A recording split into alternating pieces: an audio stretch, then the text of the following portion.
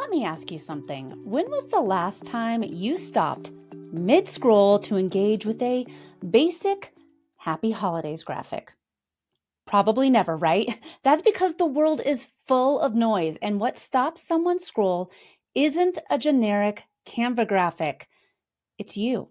So, how can you show up in a way that feels authentic and meaningful this holiday season? Well, that's what we're going to talk about in today's episode. Welcome to this week's Rocky Mountain Marketing Quickcast. This is your go-to source for actionable advice and the latest news in social media and digital marketing. Every Thursday, in just 8 to 12 minutes, I'm going to be delivering quick, impactful tips to help you stay ahead in the fast-paced digital landscape. I'm your host, Katie Brinkley. Let's dive into today's episode. Welcome back to this week's Rocky Mountain Marketing Holiday Quickcast. For those in the U.S. that listen, today's Quickcast is coming out on Thanksgiving, and it is the start of the holiday season here in the U.S. of A. I feel like throughout the world, but it's happening, folks. People are ready to get into the holiday spirit, and there's one thing that always pops up at this time of year: holiday posts on social media. But here's the question: do you need to post? In a world saturated with 95 million pieces of content posted every single day, is that generic Canva graphic saying Happy Holidays just adding to the noise? And today we're going to tackle this head on, because we're going to see a lot of these posts coming throughout the next few weeks.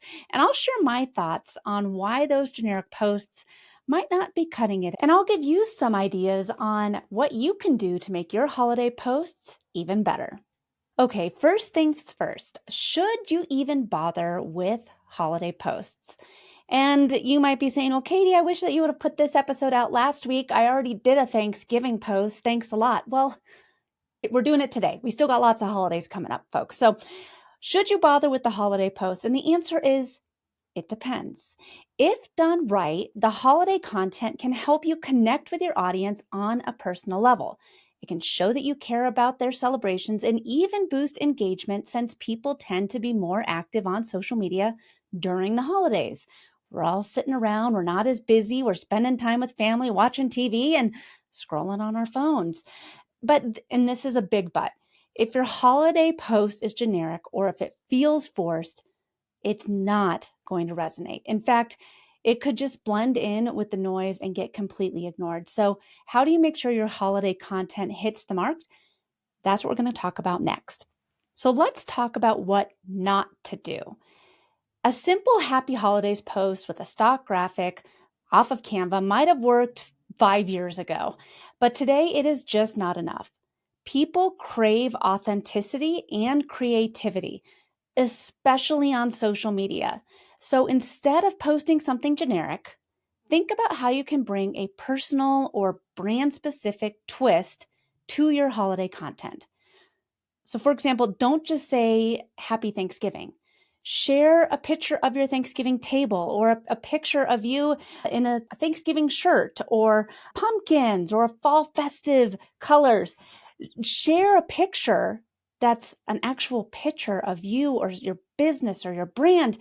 And then in the caption, say something that you're thankful for in your business journey, or highlight the people who make your business possible. Thank your team, your clients, your customers.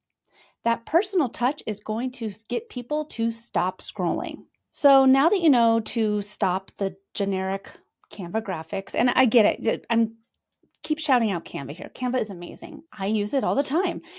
I think it is one of the smartest investments that you can make for your business. It helps all of us who did not go to art school make amazing graphics and designs.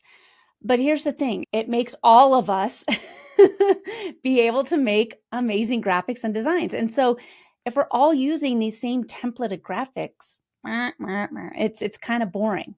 Very easy to scroll past it, and you can tell very quickly that somebody just made this in Canva and swapped their logo on it and posted it on Facebook. And now that we've talked about what you can avoid, let's talk about the good stuff. What kind of holiday content should you post? And I gave a quick example just a second ago, but here's some more ideas to get you started. So showcase some employee celebrations.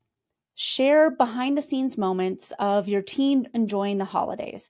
It could be a photo of your office Thanksgiving potluck or a short video of your team decorating a holiday Christmas tree. For me, for Halloween, we had a team meeting on Halloween, and I love my ops manager. She suggested that we all show up in our best Halloween attire.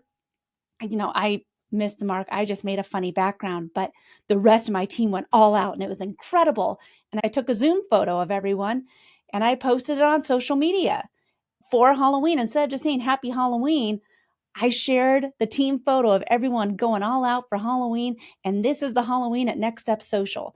These posts humanize your brand and make it relatable. Another thing that you could do is share educational or inspirational content. So if it fits your brand voice, you could provide holiday tips. So interesting facts or even a short story about what the holiday means to you. For example, a realtor might share tips on how to decorate homes for the holidays without overwhelming potential buyers. If you are a larger corporation, maybe you can highlight a charitable initiative that you are encouraging your employees to be a part of, or something that you as a company are a part of. If your business is giving back this season, share it, whether it's donating to a local food bank or hosting a toy drive. Showing your charitable side can inspire your audience to get involved too. All right, so before you hit publish on your next holiday post, here are a few quick best practices to keep in mind. Number one, make it relevant. Your holiday content should tie into your brand and your audience's interest. Don't just post for the sake of posting. If you've listened to this podcast for a while now, posting just to post is not posting with a strategy. Here is your get out of jail free card. You don't need to post so much. Stop posting just to post. It's not a business strategy.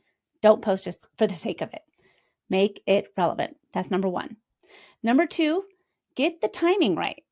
And this is important. Posting too early or too late can make your content feel out of sync.